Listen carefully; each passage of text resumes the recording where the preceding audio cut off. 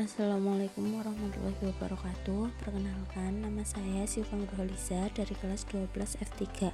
Pada kesempatan kali ini, saya akan menjelaskan sedikit tentang peran dan sosok ulama-ulama NU, yaitu Romo Kiai Haji Hasyim Asy'ari dan Romo Kiai Haji Bisri Sansuri.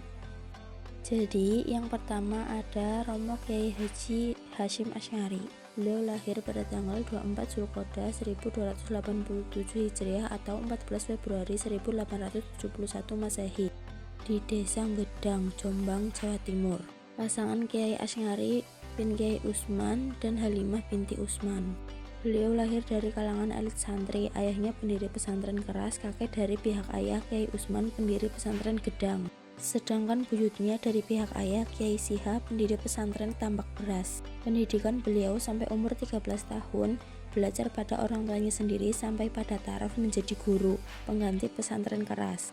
Ketika umurnya genap 21 tahun, beliau diambil menantu oleh Kiai Yakub, pemimpin pesantren Siolan Panji. Pada tahun 1900, beliau pulang kampung dan mengajar di pesantren ayahnya.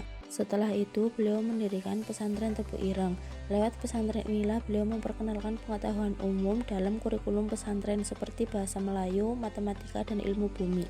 Beliau dikenal sebagai pejuang yang gigih dalam membela agama dan bangsa. Saat itu beliau menghadapi penjajah Belanda dengan mengutamakan syariat Islam.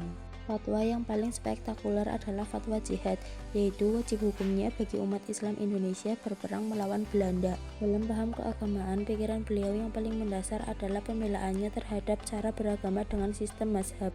NU didirikan antara lain untuk mempertahankan paham bermazhab yang ketika itu mendapat serangan gencar dari kalangan yang anti mazhab. Selanjutnya yaitu Romo Kiai Haji Bisri Sansuri.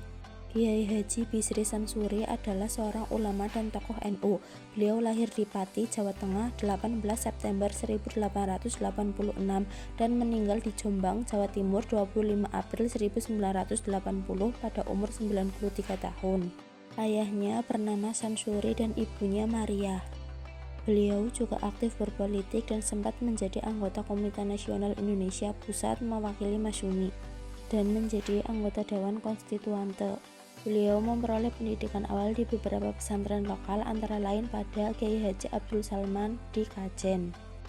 Ketika berada di Mekah, beliau menikahi adik perempuan Abdul Wahab Hasbullah. Di kemudian hari, anak perempuan beliau menikah dengan Kiai Haji Wahid Hasyim dan menurunkan Kiai Haji Abdul Rahman Wahid. Pada saat itu, beliau adalah kiai pertama yang mendirikan kelas khusus untuk santri-santri wanita di pesantren yang didirikannya. Peran dan perjuangan beliau untuk Indonesia pada masa penjajahan Jepang yaitu terlibat dalam pertahanan negara, yakni menjadi kepala staf Markas Ulama Jawa Timur yang berkedudukan di Waru, dekat Surabaya. Beliau menjadi Dewan Anggota Konstituante tahun 1956 hingga ke masa pemilihan umum tahun 1971. Setelah wafatnya Kiai Haji Abdul Wahab Hasbullah tahun 1972, beliau diangkat sebagai Rais Aam Syuriah NU dan beliau terpilih menjadi anggota DPR sampai tahun 1980. Terima kasih yang sudah menonton. Sekian dari saya. Wassalamualaikum warahmatullahi wabarakatuh.